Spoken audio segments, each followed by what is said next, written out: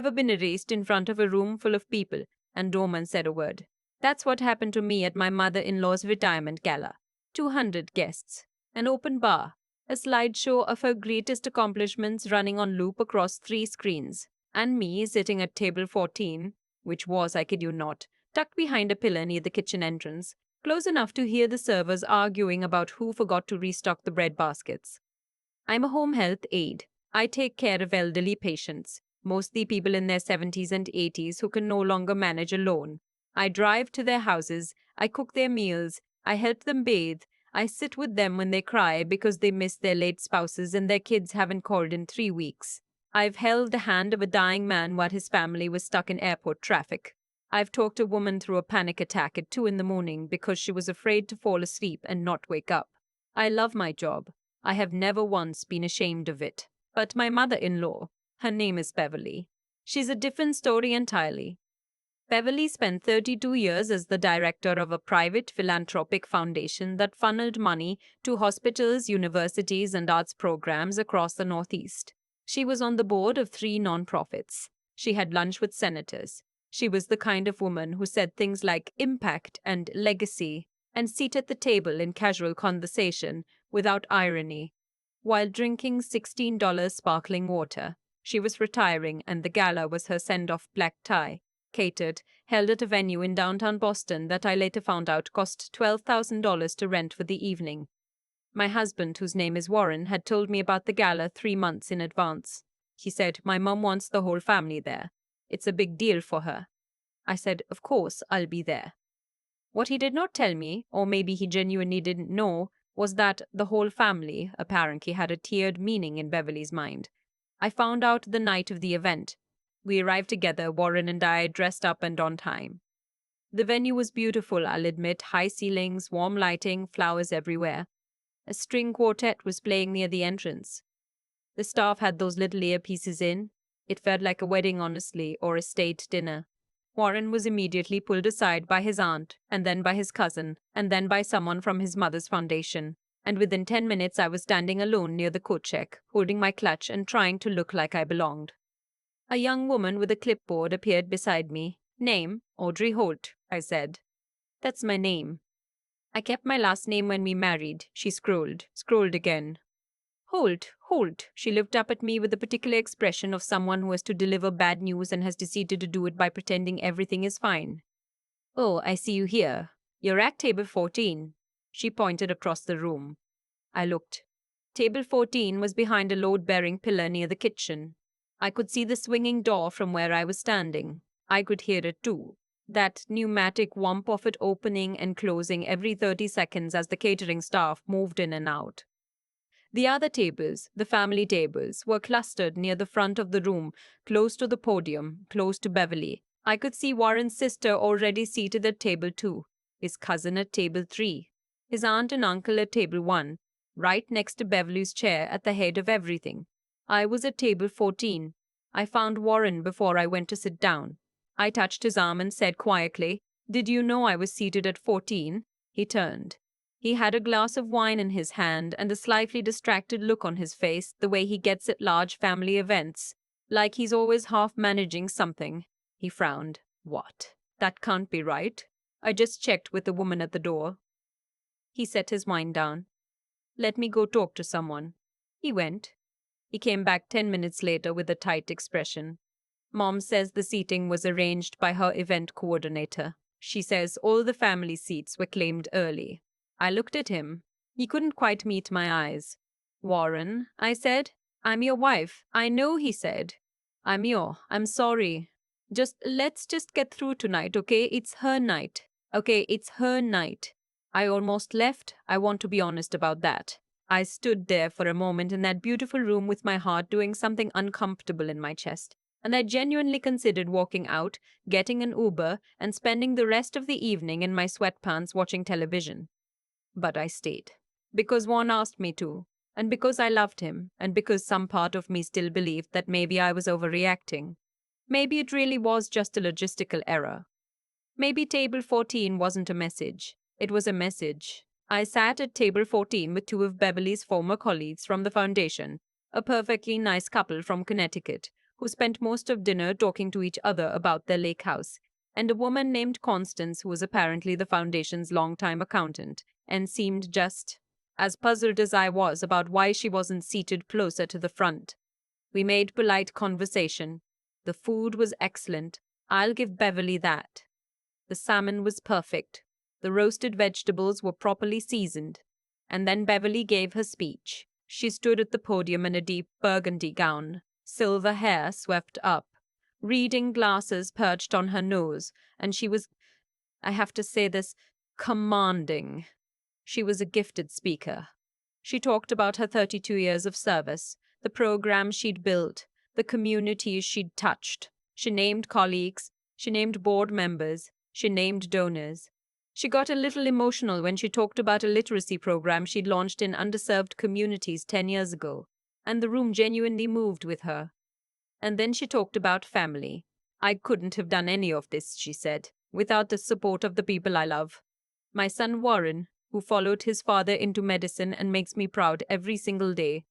My daughter Lynette, who has built a beautiful life and a career in non-profit law. My son-in-law Peter, who has been part of this family for 11 years and has given us 3 wonderful grandchildren. She paused. The room was quiet. She looked out over the crowd. She did not say my name. She moved on to thanking her board members. I sat very still behind my pillar. The table was suddenly very quiet. Even the Connecticut couple had stopped talking about their lake house. Constance, the accountant, looked at her salmon. No one looked at me. I had been married to Warren for 4 years. Beverly had known me for 6. I had attended her birthday dinners, her holiday parties, her foundation's annual luncheons. I had brought her soup when she had the flu 2 winters ago, driving 40 minutes each way because Warren was on call. I had sat with her in the hospital when she had a minor cardiac procedure and was afraid, and I had held her hand, and she had squeezed it and said, "Thank you, sweetheart." She did not say my name. I excused myself from table 14 and went to the restroom. I stood at the sink for a while. I ran cold water over my wrists the way my grandmother taught me to do when I was overwhelmed. I looked at myself in the mirror. I was wearing a green dress I bought specifically for this event, and my hair was done, and I looked fine. I looked like someone who belonged at a retirement gala. I went back out. Warren found me near the bar. He had clearly seen what happened during the speech, because he looked the way he looks when he knows something is wrong and is trying to figure out how to fix it without making it worse. He handed me a glass of water. "Audrey," he started. "Don't," I said. Not angry, just tired. "I didn't know she wasn't going to mention you. I swear I didn't. I know you didn't. I'm going to say something to her. Warren." I turned to say something to her. "Warren." I turned to face him. "Do you want to go? Not should we go. Not what do you think. I'm asking. Do you want to leave?" He looked at me for a long moment. Something shifted in his face. A decision being made. "No," he said. "I don't want to leave. But I need to do something first." He walked toward the podium. I did not know what he was about to do. I genuinely had no idea. I watched him cross the room with that particular purposeful stride he has, the one I recognize from years of watching him navigate difficult situations at work, the one that means he's made a decision and he's not second-guessing it. He reached the podium, said something quietly to the event coordinator standing nearby, and she handed him the microphone. The room shifted. Beverly was at her seat, talking to her sister.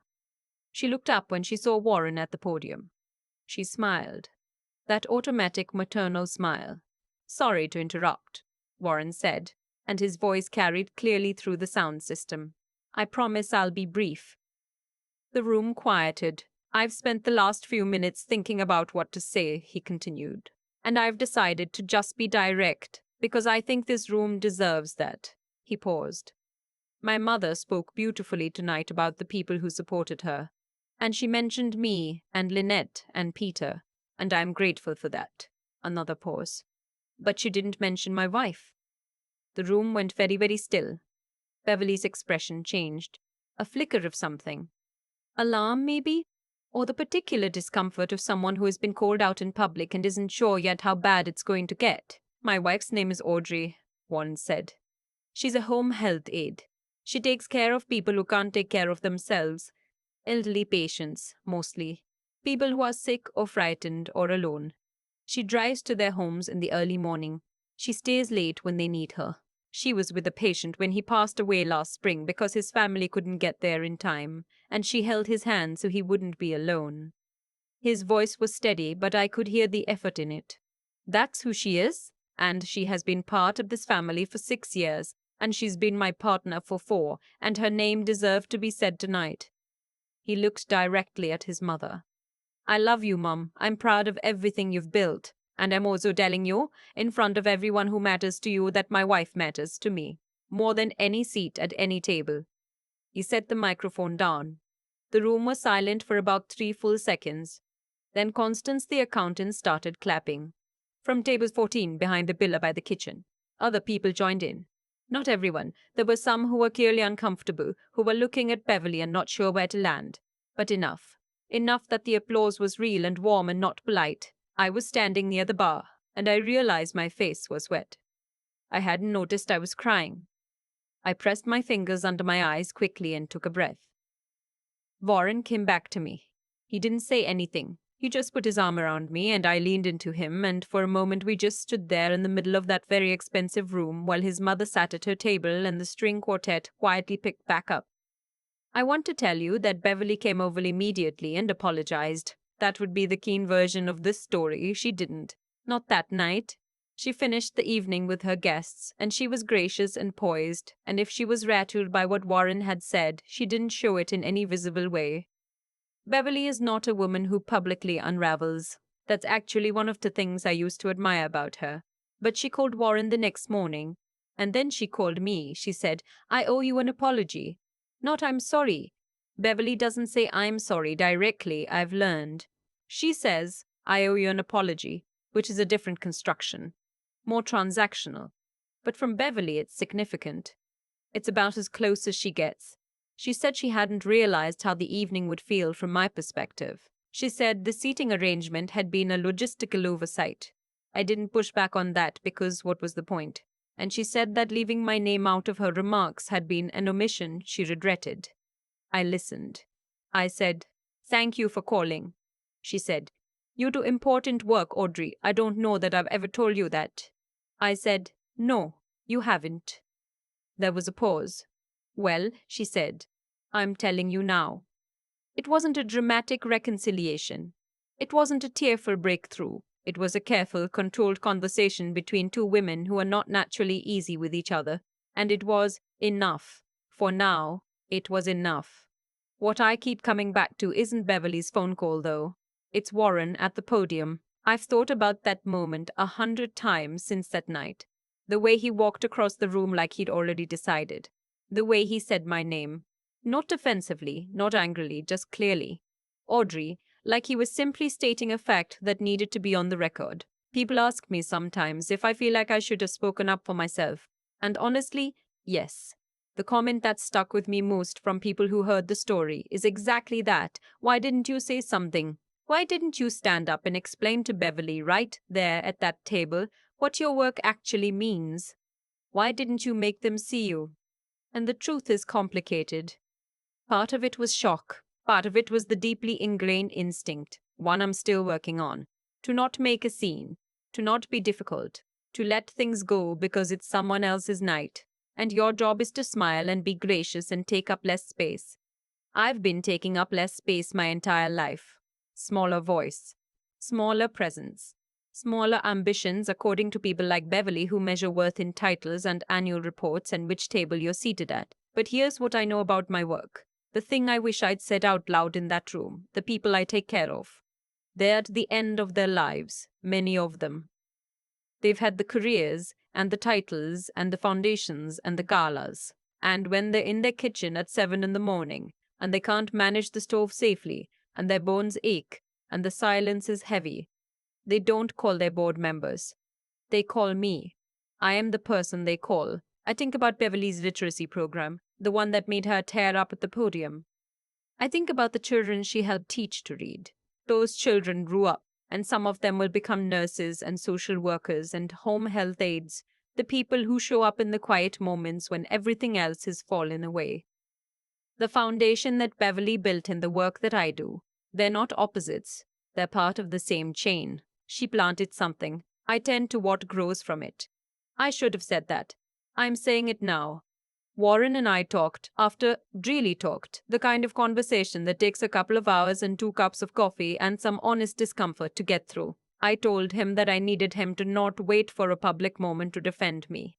I needed him to have those conversations earlier, privately, when the seating was being arranged, when his mother was planning a speech. He heard me, he said. You're right. I avoided it because I didn't want to deal with the conflict. That's on me. That's the thing about a good partner. They don't have to be perfect. They have to be honest about where they fell short and willing to do better. Warren is that. Beverly is coming to our apartment for dinner next month. My idea. Warren was surprised when I suggested it. I told him I didn't want to spend the next 30 years navigating around each other a distance. I'd rather try. Maybe it goes well. Maybe it doesn't.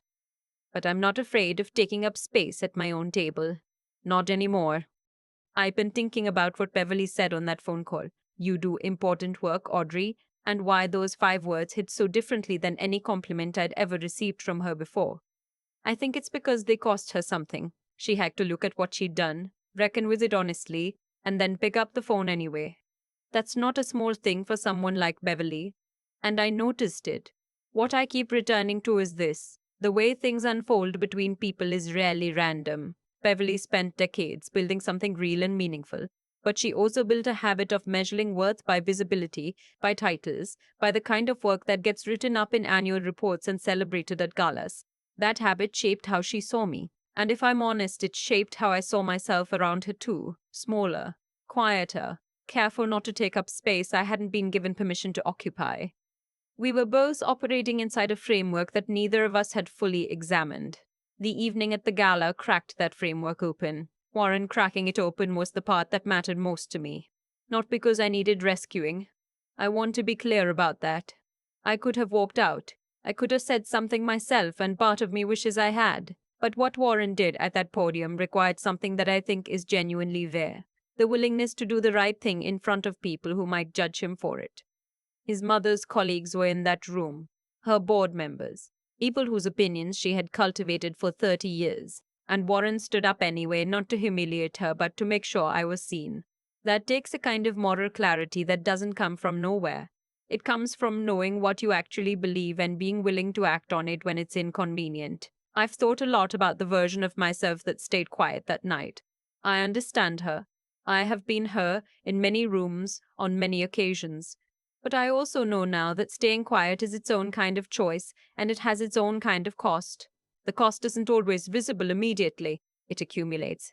You make yourself smaller in one room, and then smaller again in the next, until one day you're sitting behind a pillar near the kitchen at a party you had every right to attend, and you're not even angry anymore. You're just used to it. I don't be used to it. What Beverly's phone call taught me, and what Warren's moment at the podium confirmed, is that none of us can afford to confuse comfort with kindness. Beverly was comfortable not naming me. It was easier, but it wasn't kind, and deep down she knew that, which is why she called. Real integrity isn't what you do when it's easy. It's what you do when there's a room full of people watching, and the easier path is right there in front of you. I think about Constance from table 14 sometimes. The accountant who started clapping first, from behind her own pillar.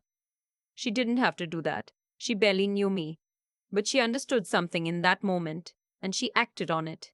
That's the kind of person I want to be. The one who claps first. The one who says the name out loud.